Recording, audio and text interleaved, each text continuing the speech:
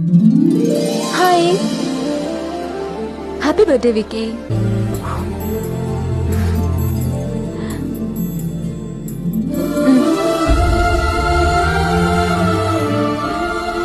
అయ్యో ఎంగిలి, పర్లేదులే, అప్పటికి మన ఎంగేజ్మెంట్ అయి ఉంటుంది కదా.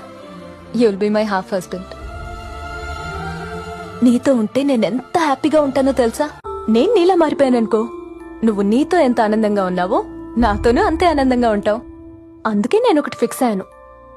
ఈ రోజు నుండి నీకేది ఇష్టమో నాకు అదే ఇష్టం. నీకిష్టం లేంది నాకు ఇష్టం ఉండదు.